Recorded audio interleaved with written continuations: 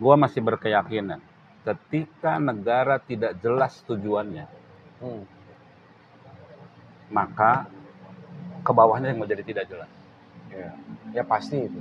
Pasti dong. Isu politik segala macam buat gua sekarang kayak lu bilang ini kok budaya Indonesia segala macam. Kalau buat gua ketika negara tidak punya kejelasan tujuannya, maka masyarakatnya pun akan menjadi tidak jelas dan Nah, sering. ini tugasnya Fadlizon tuh. Guys, ini sekarang kita bicara tentang Indonesia ini sejak zaman reformasi, Le. Makin ke sini orang itu happy-nya tuh politik, Le. Coba lu lihat berita. Coba lu lihat berita di TV itu, di TV berita kita ya, atau di online. Semuanya boleh dibilang kita bicara politik. Tetapi kita tidak pernah bicara budaya. Itu hanya berapa persen itu. Kita tidak pernah bicara tentang agraria. Agraria itu hanya sedikit, padahal kita negara agraria. Katanya. Agraris. Atau kita negara kelautan, karena Katanya. jumlah luas lautnya lebih luas dari daratan. Katanya. Ya katanya, tetapi maksud gua, kenapa kita tuh sekarang orang malah berlomba-lomba ingin jadi kepala daerah, berlomba-lomba ingin jadi politisi, yang iming-imingnya itu satu posisi status sosial tinggi, yang kedua Dikawal. tajir, Dikawal di jalan. yang ketiga dikawal. Yang kalau kita baca, orang itu pasti bertanya-tanya itu. Gaji menteri berapa misalnya? Kecil. Gaji para pejabat berapa? Kecil semua. Tetapi kenapa mereka berbondong-bondong ingin menjadi politisi? Satu. Yang kedua, kenapa ini tuh menjadi isu yang luar biasa banget? Gua nih, Le, misalnya ya. Kalau misalnya soal kita bicara, gimana kita mau bicara pertanian kalau misalnya berita-berita kita aja sedikit tentang pertanian misalnya. Orang concern di sana semuanya concern lah. Sama seperti kayak isu-isu politik deh. Yang kedua, misalnya kita bicara budaya, kenceng. Lah sekarang dunia sastra kita kayak apa? Pengaruh sastra itu kan besar kepada rasa kan. Zaman dulu kita masih ingat. Zaman dulu kita masih ingat itu. Ada yang namanya Horizon, majalah sastra. Oh iya. Karya-karya sastra yang keren.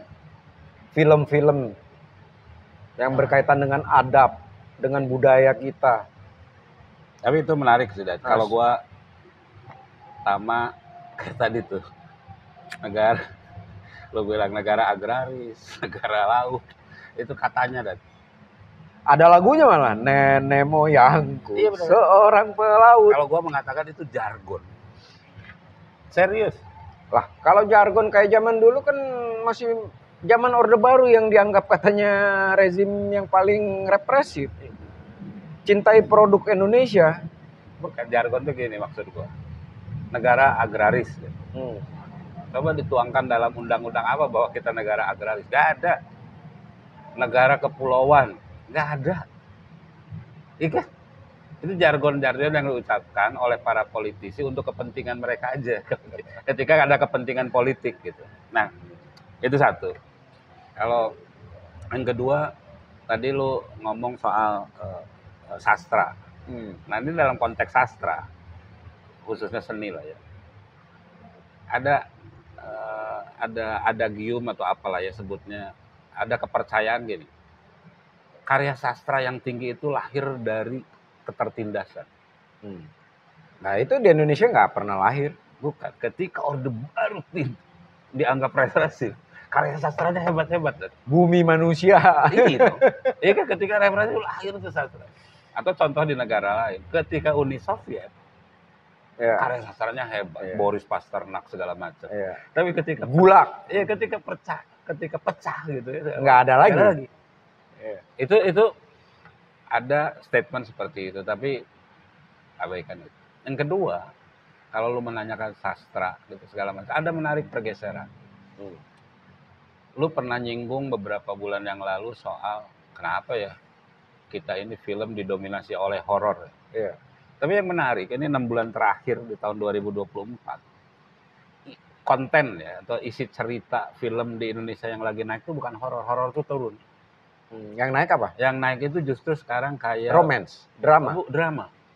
Misalkan ada film tentang ibu gitu. Itu di atas 1 juta. Bahkan hari pertama aja udah 400.000.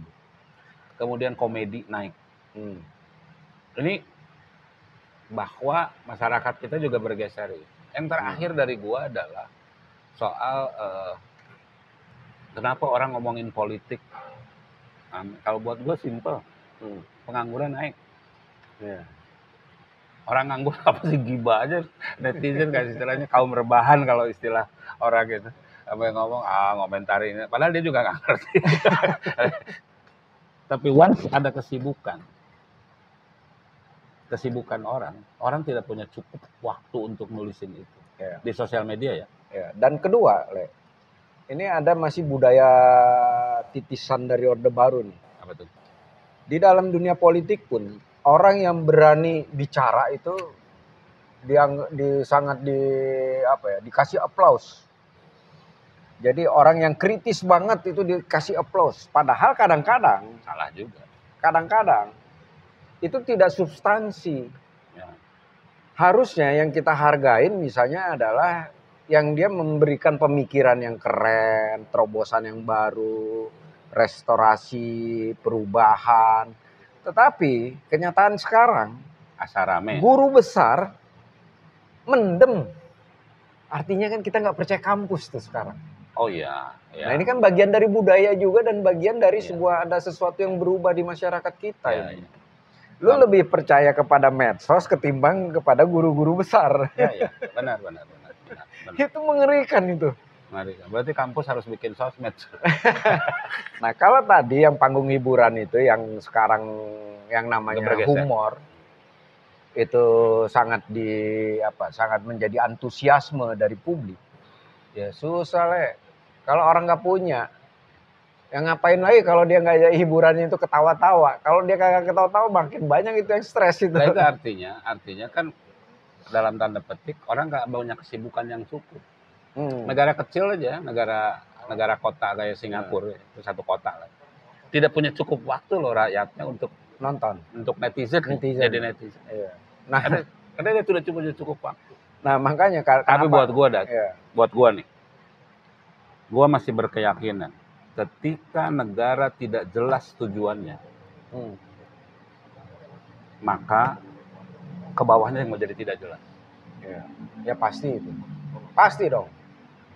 Isu politik segala macam buat gua sekarang kayak lu bilang ini kok budaya Indonesia segala macam. Kalau buat gua ketika negara tidak punya kejelasan tujuannya, maka masyarakatnya pun akan menjadi tidak jelas. Dan ini tugasnya Fadlizon tuh. Kalau buat gue jadi tugasnya Fadlizon bisa menerjemahkan ini tujuan dari negara dengan sosialisasi budaya tuh. Iya. Tapi yang paling penting nih presiden terpilih Prabowo Subianto menetapkan tujuan. Nih gua tahun ini ngomong apa? Ngomong kesejahteraan, ngomong apa? Ya. Contoh misalnya sekarang kan presiden kita bicara tentang anti korupsi, tentang perang terhadap korupsi, terhadap koruptor. Maka ini harus clear tuh dan benar-benar terjadi tuh. Ya. Iya. Bahkan yang lagi calon aja mau lagi kampanye ditangkap. Iya. Bengkulu. Iya. Buat gua oke. Maksud gua tuh jangan berhenti di jargon. Iya. Kalau lu ngomong tentang rakyat yang adab segala macam, maka pemimpin jelas tujuannya. Tapi jawab dulu tuh, apa tuh? Kenapa orang kita, rakyat kita nih senang sekali mau dijawab secara politik? Bukan mau dijawab secara budaya apa?